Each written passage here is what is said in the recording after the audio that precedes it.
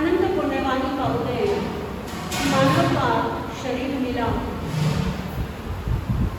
जैन कुल मिला, जिन धर्म श्रवण करने को मिला और उस धर्म पर श्रद्धा भी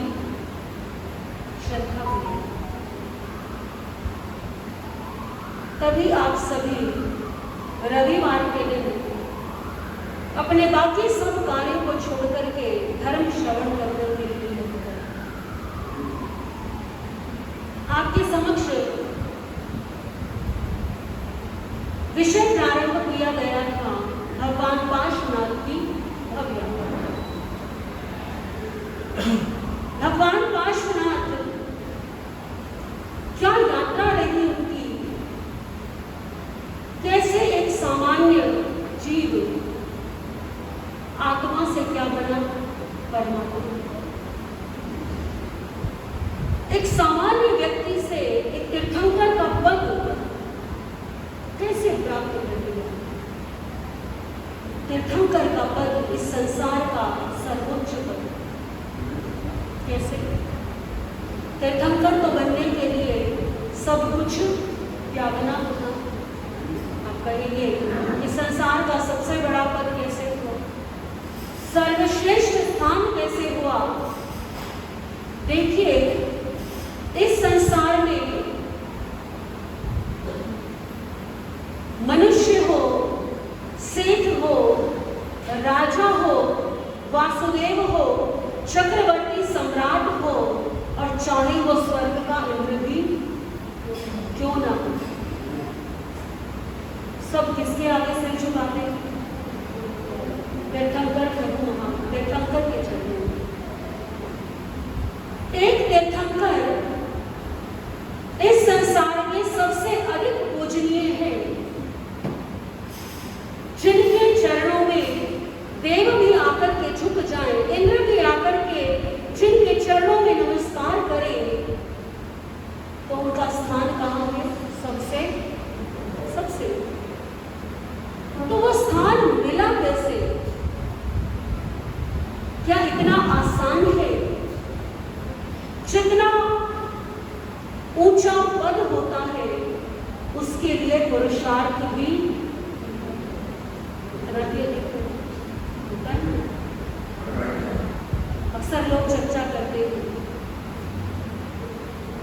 कि सिविल सर्विसेज जो है उसकी जो परीक्षा है वो सबसे क्या होती है? कठिन होती है। लेकिन पद भी कैसा है?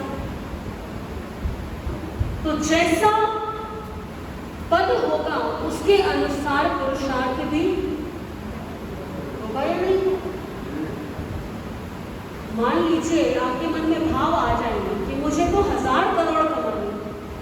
अब 1000 करोड़ केवल सोचने से तो कमाए नहीं जाएंगे, उसके लिए क्या करना पड़ेगा? दिन रात लग करके पुरुषार्थ करना पड़ेगा। और आप सोचें कि मुझे तो आज केवल 100 रुपए कमाने, तो कोई बड़ी बात नहीं। तो लक्ष्य जितना ऊंचा है पुरुषार्थ भी उतना अधिक।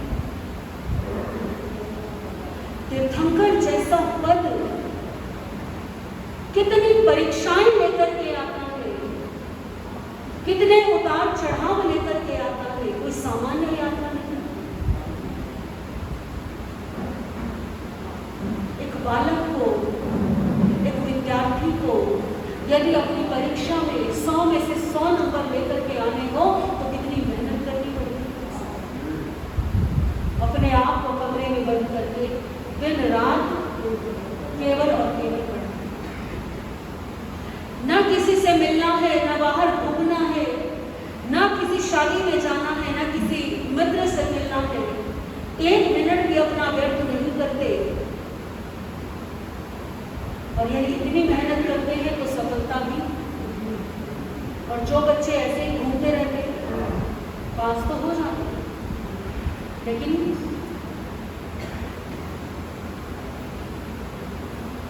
कथा प्रारंभ होती है मरुभूति के जीव से।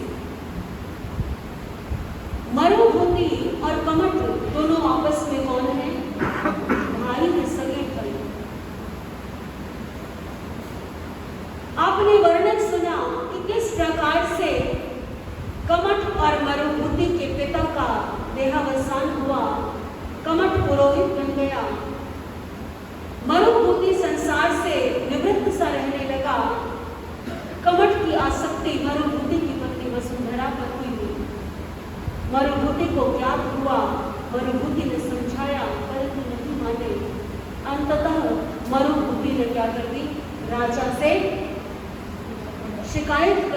कि हो सकता है राजा समझाए, राजा के कहने का असर हो जाए, परंतु परिणाम तो कुछ और ही हो गया। राजा ने अपमानित करके निकाल दिया किसको? कमठ। अब कमठ जो है वो निकल गया है नगर से बाहर, देश से बाहर, और अपयश जो है उसकी दुर्गंध हर जगह फैल भी जाती। कमठ ने सोचा कहाँ जाऊं, क्या करूं? जितना ऊंचा पद होता है उतनी ही ऊंची उसकी गरिमा भी, और उस गरिमा को बनाए रखना भी आवश्यक है। एक सामान्य व्यक्ति गलत काम करे और एक ज्ञानी व्यक्ति गलत काम करे, दोनों में अंतर है। चारों ओर से तिरस्कार, जहां कमठ जाता वहां वहां उसके इस व्रणित कार्य की चर्चा फैल जाती। परेशान हो गया कमठ, और इस परेशानी में कमठ ने देखा कुछ तापसों, तापस सन्यासी जो घर बार छोड़ करके जंगलों में रहते थे, तपस्या करते थे, साधना करते थे। सोचा कमठ ने कहीं और तो ठिकाना है नहीं, जहां जाता हूं वहीं पर मेरी बात पहुंच जाती है। इन तापसों को तो कुछ नहीं पता और इन्हें किसी से कोई मतलब भी, तो क्यों ना क्या करूं, इन्हीं के साथ रहूं। तो तापस निवेदन किया कमठ ने तापसों से, और तापसों ने अपना शिष्य बनाया। अब कमठ किसके साथ रहने लगा? तापसों के साथ रहने लगा। तापसों के साथ रहकर के अनेकों प्रकार की तपस्या करने लगा, क्योंकि जो तापस होते हैं वो काया क्लेश तप करते हैं। उनके तप में काया को कष्ट देना अधिक महत्वपूर्ण होता है। तापसों ने कहा कमठ से कि साधना करो, तपस्या करो। कैसे तपस्या करो? एक शिला हाथ में लो और उसे उठाकर के तपस्या। आसान है क्या? आप 1 किलो भार का कोई सामान ले लीजिए, पत्थर ले लीजिए और उसे उठाइए। आपको लगेगा इसमें तो कोई भी वजन नहीं, उसे 1 घंटा उठा लीजिए, आपको वजन पता लग जाए। 2 घंटे ऐसा लगेगा जैसे सारे संसार का वजन कहाँ आ गया, इसी में आ गया। कितना कष्ट होगा हाथ को। तो कमठ जो है शिला हाथ में लेकर के, उठा करके हाथों में, जैसे आटे देते हैं ऐसी शिला को हाथों में ऊपर उठा करके तपस्या करने लगा। इधर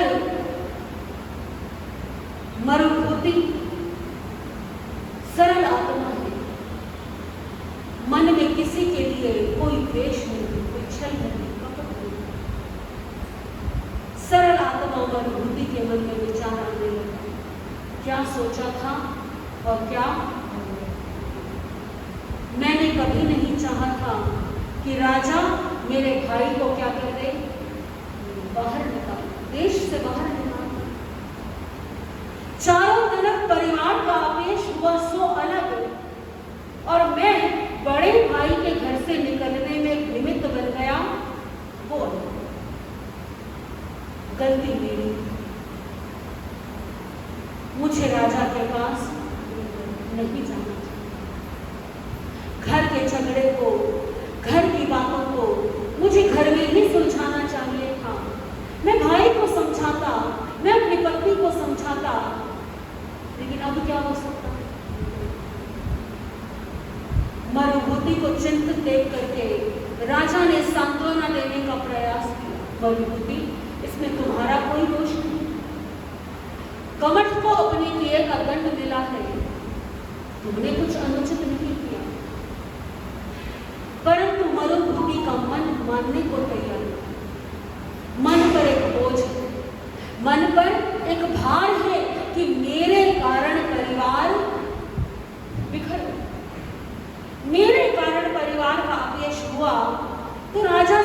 कहने लगे मरुभूति, राजन मेरी इच्छा है कि मैं एक बार इससे मिलूं, अपने भाई से मिलकर के क्षमा याचना करूं। अरविंद राजा ने समझाया कि तुम्हारा भाई तुम्हारे जैसा सरल नहीं, तुम्हारा भाई निश्चित रूप से तुम्हारे प्रति द्वेष की भावना नहीं होगा। उचित होगा कि तुम यहाँ पर अपने घर को संभालो। नहीं महाराज, चाहे कुछ भी हो जाए, है तो मेरा, है तो मेरा। एक बार मैं क्षमा याचना करूं, एक बार वो मुझे क्षमा कर दे। नहीं माने मरुभूति, और मरुभूति ढूंढने लगे, कहाँ है मेरा भाई, कहाँ मिलेगा। क्या हुआ सूत्रों से कि वो तो तापस हुआ। अब तो ग्लानि और बढ़ी, अरे मेरा भाई तो तपस्या कर रहा है, मेरा भाई तो साधना कर रहा है, और मैंने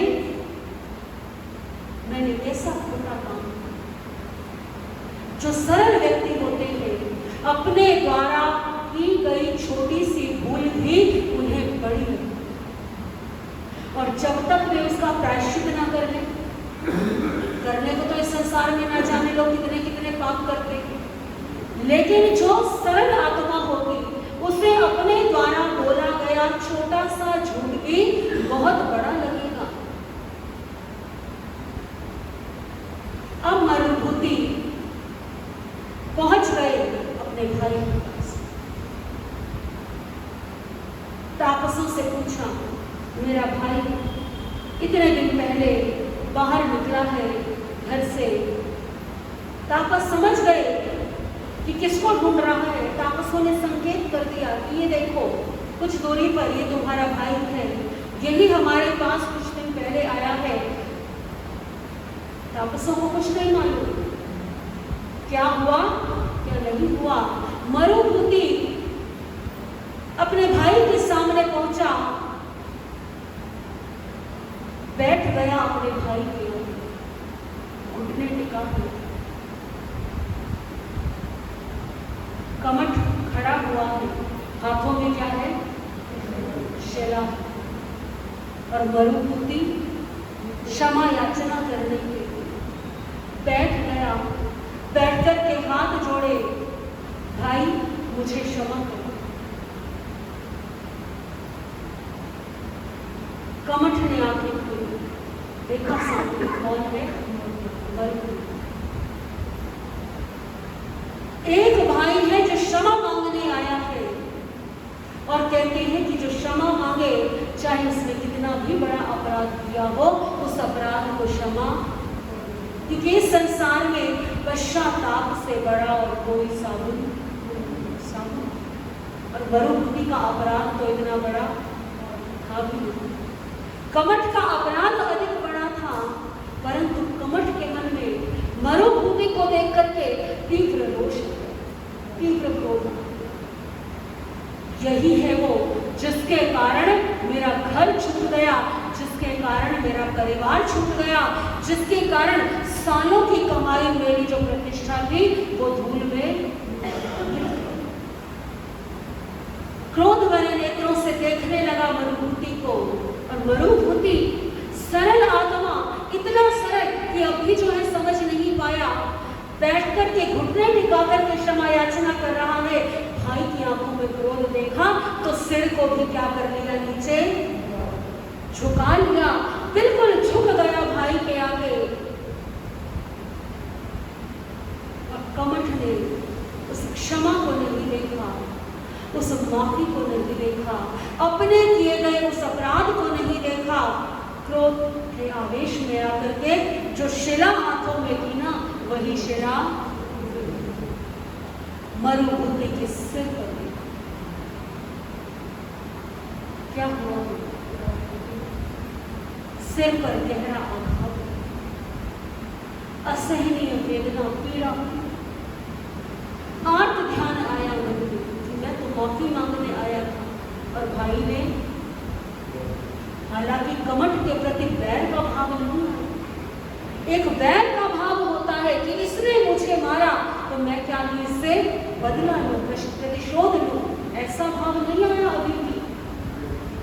इतना होने के बाद भी मन में भाव क्या है कि मेरे साथ कैसे ऐसा हुआ, मैं तो माफी मांगने आया, मैं तो क्षमा मांगने आया था। ऐसे आत्म ध्यान के भावों में मनुभूति के जीव ने अपने दिल का क्या, तापसों ने देखा, कमठ ने क्या किया,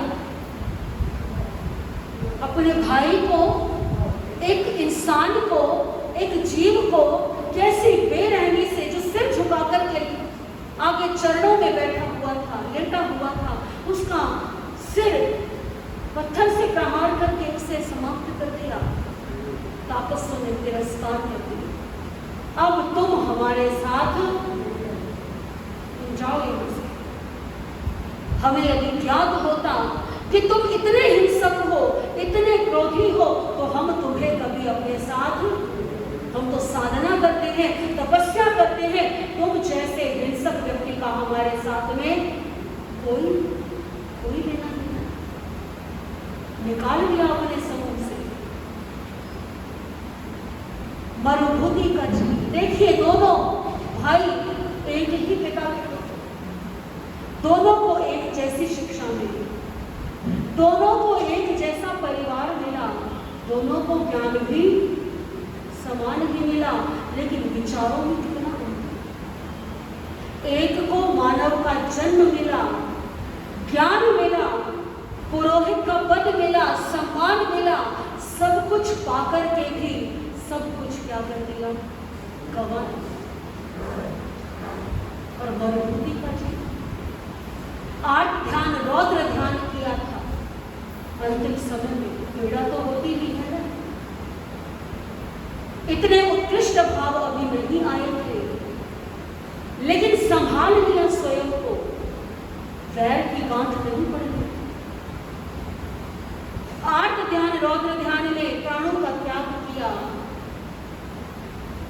तो मनुभूति का जीव विंध्याचल पर्वत पर एक हाथी के रूप में जन्म लिया, क्योंकि मनुष्य गति से नीचे आ गए तिर्यंच गति में, क्योंकि 8 ध्यान, रौद्र ध्यान आ गया हो।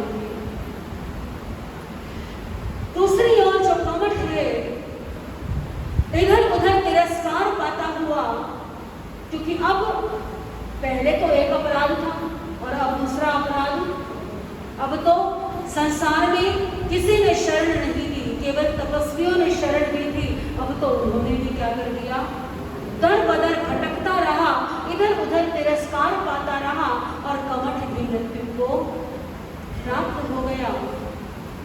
लेकिन ऐसे कर्मों का बंद कर दिया कमठ ने, बैर की गांठ बांध दी कमठ ने। मनुभूति का जीव विंध्याचल पर्वत पर हाथी के रूप में जन्म लिया। समय आने पर युवा हुआ हाथी यूथपति बन गया।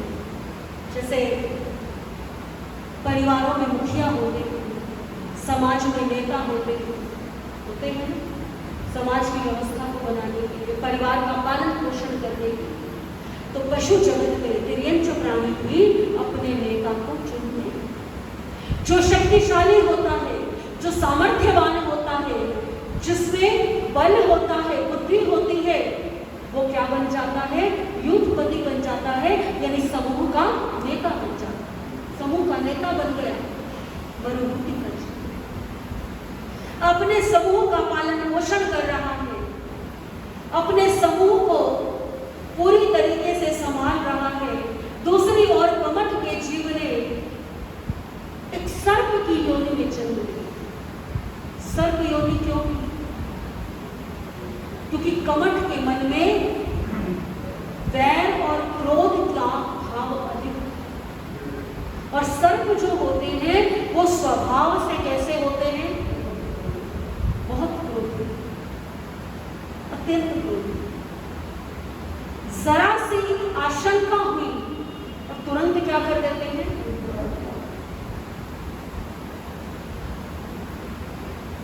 तो उस वैर के कारण, क्योंकि जैसी मति वैसी गति। जैसी हमारी बुद्धि होगी हमारी गति भी उसी के अनुसार होगी। तो कमठ की मति कैसी थी? क्रोधी, हिंसक, ऐसे कर्मों का बंध कर लिया, सर्प बन गया। और सर्प भी कोई सामान्य सर्प नहीं बना, अत्यंत विषैला सर्प।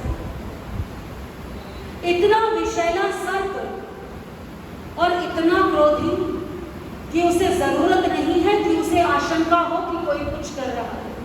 जिसको देखता उसको, होते हैं ना कई लोग ऐसे क्रोधी स्वभाव के, आप देखेंगे वो रास्ते में जा रहे होते हैं, किसी ने उन्हें कुछ कहा या नहीं कहा, वो खुद ही क्या करते हैं?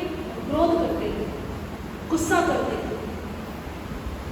तो ऐसा कुक्कुट जाति का सर्प बन गया जो उड़ता है और जिसे देखता है उसे ही अपना निशाना बना। युद्धपति वो हाथी विचरण कर रहा है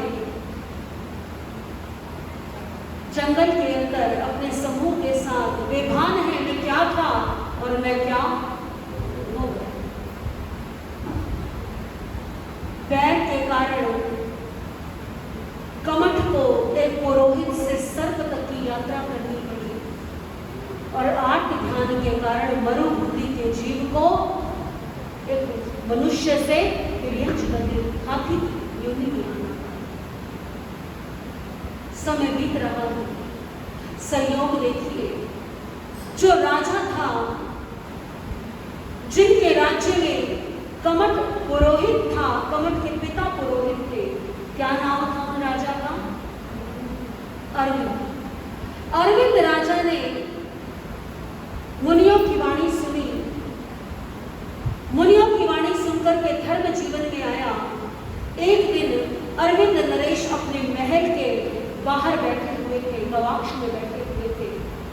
वर्षा ऋतु, वर्षा बंद ही हुई थी और वर्षा जब रुक जाती है और सूरज निकल जाता है तो क्या आता है? इंद्रधनुष आता है। इंद्रधनुष निकल आए। राजा देख रहे हैं, इतना सुंदर दृश्य। आज तो महानगरों में इंद्रधनुष देखना बड़ा कठिन। इंद्रधनुष दिखाई दिया राजा को। और इंद्रधनुष कितनी देर तक रहता है? कुछ सेकंड्स तक रहता है। तो देखते ही देखते वो सुंदर इंद्रधनुष विलीन हो गया, समाप्त हो गया। राजा अरविंद पूर्व जन्म के त्यागी थे। इस घटना को देखकर के मन में वैराग्य आ गया कि जैसे ये इंद्रधनुष क्षणिक है, ऐसे ही मानव का जीवन भी क्षणिक है। ऐसे भाव आए, अपने पुत्र को राजा बनाया और स्वयं संन्यास ग्रहण कर लिया, दीक्षा ली, मुनि बने, साधना करने लगे, विचरण करने लगे। और संयोग देखिए, विचरण करते करते विंध्याचल पर्वत के ओर, विंध्याचल पर्वत पे पहुंचे तो जो हाथी था, जो मरुभूमि का जीव था, वो उन मुनि को देख करके ऐसा लगा मरुभूमि के जीव को कि जैसे इन्हें पहले नहीं देखा तो है। तो हाथी जोर जोर से चिल्लाने लगा कि समझ नहीं आ रहा कहाँ देखा। अरविंद नरेश ने देखा। अरविंद नरेश अवधि ज्ञानी संत, पहचान लिया उन्होंने, ये हाथी हाथी नहीं है, ये कौन है? ये मरुभूमि का जीव है। अरविंद नरेश ने मरुभूमि के जीव को पहचान लिया, शांत किया। अरे मरुभूमि, मरुभूमि नाम सुनते ही हाथी को तो ऐसा लगा जिसे किसी ने पुकारा है। कौन? अरविंद नरेश बोध दे रहे थे कि कोई और नहीं, मरुभूमि कौन? तुम हो, पहचानो स्वयं को। और जब ऐसे याद दिलाया, ऐसे संकेत किया, चिंतन किया हाथी ने, तो क्या याद आ गया कि मैं कौन? बड़ा पश्चाताप, आंखों से आंसू बहने लगे। मैं एक मनुष्य था, पुरोहित का ज्ञान था मुझे, समझ थी मुझे, और मैं आज कहाँ आ गया, तिर्यंच की ओर। अब तक जो हाथी का जीवन सुखद चल रहा था, अब क्या आया मन में, ये बड़ा गलत। उसकी आंखों से पश्चाताप के आंसू बहने लगे। बैठ गया अरविंद मुनि के सामने, सिर झुका लिया। अरविंद मुनि ने देखा, समझाया, प्रतिबोध किया, कोई बात नहीं, जो हो गया सो हो गया। अब अपनी भूल को सुधार लो, अब अपनी आत्मा को जगा लो। आश्चर्य की नजरों से वो हाथी देख रहा है अरविंद मुनि को। क्या करूं अब तो तिर्यंच की गति मिल गई। अरविंद नरेश ने समझाया कि एक तिर्यंच चाहे तो श्रावक के 12 व्रतों में से 11 व्रत ग्रहण कर सकता, केवल एक व्रत ग्रहण नहीं कर सकता, अतिथि संविभाग, क्योंकि वो संग्रह करके नहीं कर सकता।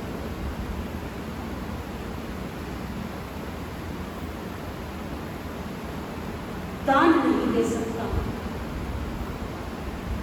हाथी ने प्रतिबोध पाया, प्रतिबोध पाकर के व्रत ग्रहण कर लिए, श्रावक के नियम ले लिया, किसी को अनावश्यक कष्ट नहीं दूंगा, मैं कोई भी हिंसा का कार्य नहीं करूंगा। अब आप कहेंगे हाथी तो शाकाहारी जीव है, फिर हिंसा कैसे? हाथी को जो भूख लगती है तो हाथी क्या करता है, टहनियां तोड़ करके पत्ते खा लेता, और यदि क्रोध आ जाए तो पेड़ों को भी जड़ से। तो नियम कर दिया कि अब मैं कोई हिंसा का कार्य नहीं करूंगा, मैं केवल वही पत्ते खाऊंगा जो सूखे होंगे या पेड़ से नीचे गिरे होंगे, यानी मैं हरे पत्ते पेड़ से नहीं तोड़ूंगा, मैं जल भी वही पीऊंगा जो सूर्य के ताप से तप गया। अब सूर्य के ताप से तपेगा कब जल? ग्रीष्म ऋतु हो। इतने सारे नियम प्रत्याख्यान कर लिए। अरविंद नरेश जो अरविंद मुनि बन गए थे, श्रावक के व्रत दिलवा दिए। देखिए, आत्म कल्याण का अवसर आना हो तो कहाँ आ जाता है, तिर्यंच की गति में, जंगल के अंदर। व्रत ग्रहण कर लिए। ये प्रथम अवसर था जब मरुभूति के जीवन में धर्म था, त्याग आया। इससे पहले सरलता थी, परंतु त्याग नहीं। प्रत्याख्यान ले लिए।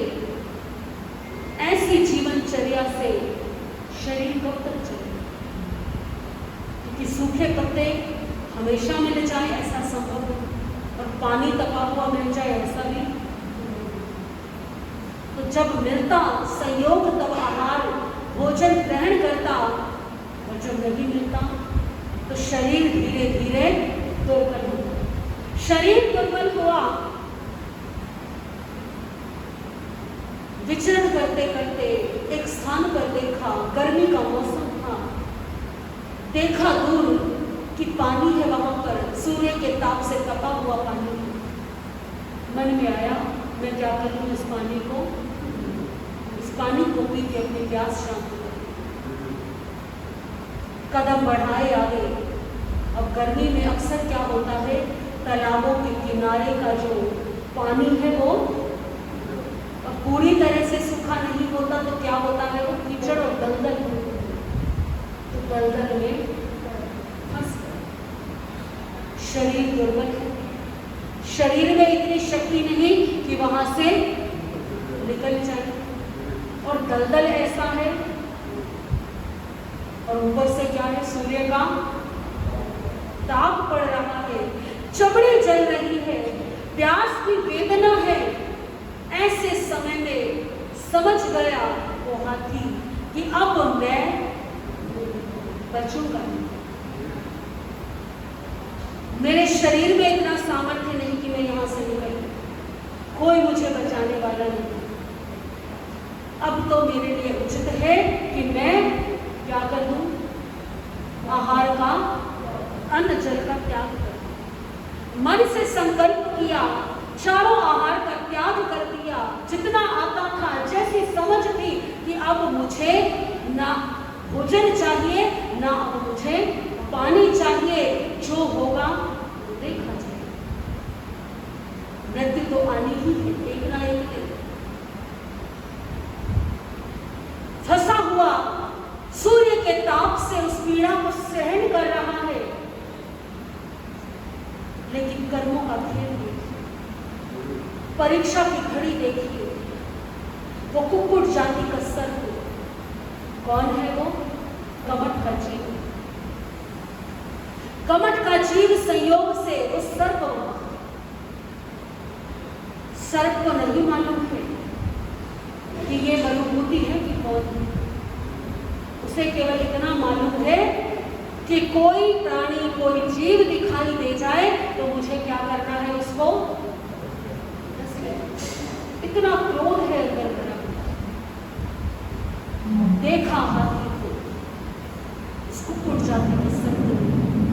एक पूर्व भव का जो बैर है, उस याद नहीं है कि कारण क्या है, लेकिन ऐसा होता है ना, किसी जीव को देखकर के, किसी को देखकर के बड़ा स्नेह आता है, बड़ी चिंता होती है, बड़ा स्नेह आता है, और किसी को देख के बड़ा रुष्ट क्रोध आता है कि पता नहीं ये दिखा ही क्यों।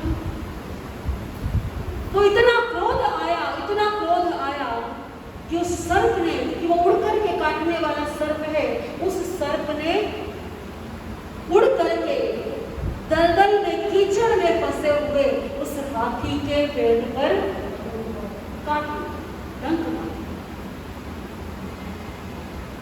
पहले ही वेदना कम नहीं, गर्मी की वेदना, प्यास और भूख की वेदना, सूर्य के ताप की वेदना, और कीचड़ में फंसे हुए होने की वेदना, और जब इतने विषैले सर्प ने प्रहार किया, डस लिया, तो पूरे शरीर में विष का संचार हो गया।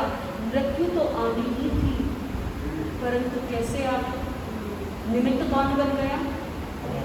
यदि कमठ या सर्प नहीं काटता तो भी उसको मृत्यु तो आनी ही थी, लेकिन दोष किसको लग गया? उस मृत्यु सर्प को लग गया। लेकिन अब ज्ञान आ गया है मृत्यु में।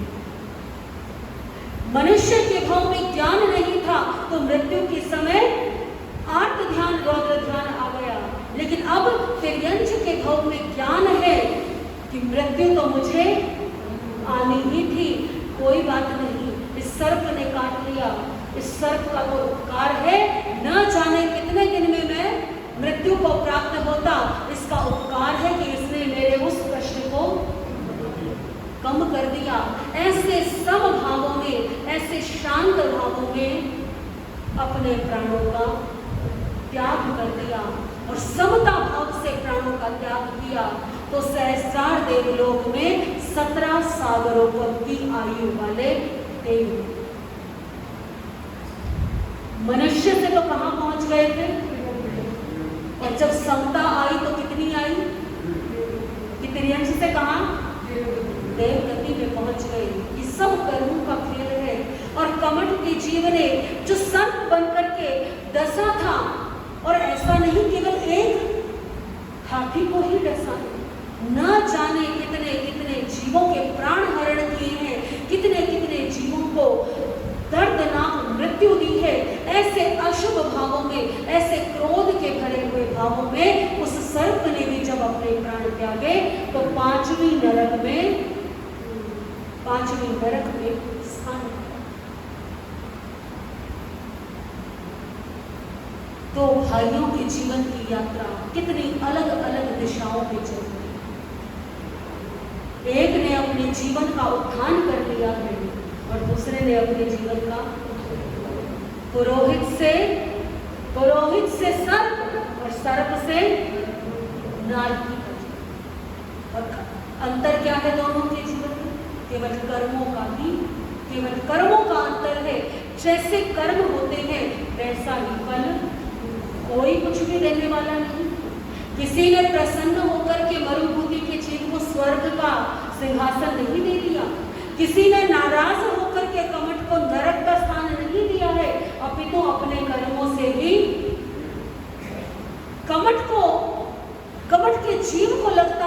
कि इसके पीछे दोषी कौन है, मरुभूमि, लेकिन दोषी वास्तव में कौन है, उसके अपने कर्म हैं।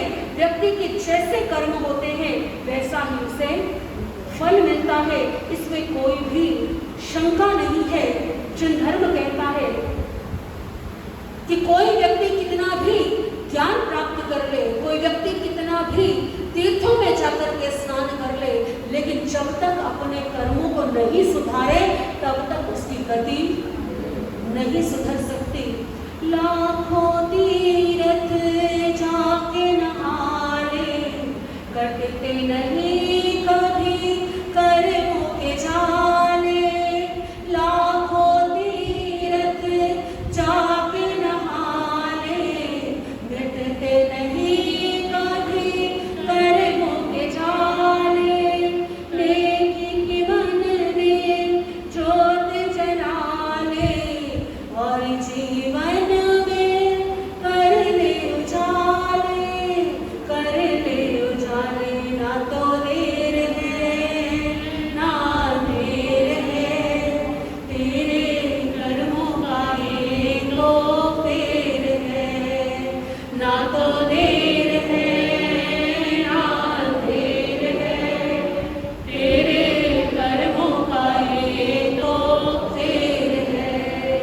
ना तो देर है ना देर है, तेरे कर्मों का ये तो फेर है।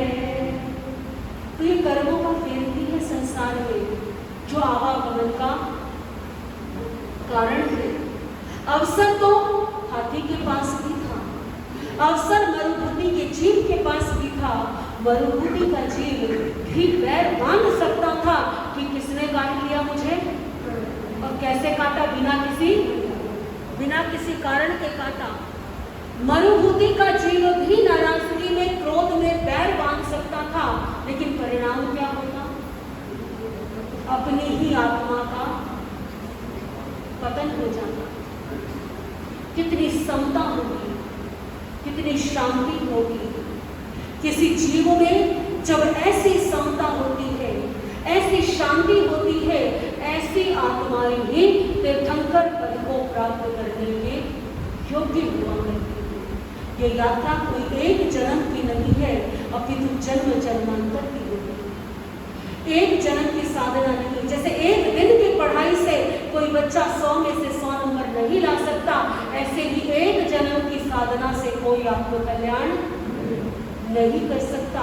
जो लोग कहते हैं ना कि कौन सा हम इसी जन्म में मोक्ष चले जाएंगे, तो मोक्ष की साधना तो एक जन्म की है भी नहीं, ये तो जन्मों जन्मों की साधना है।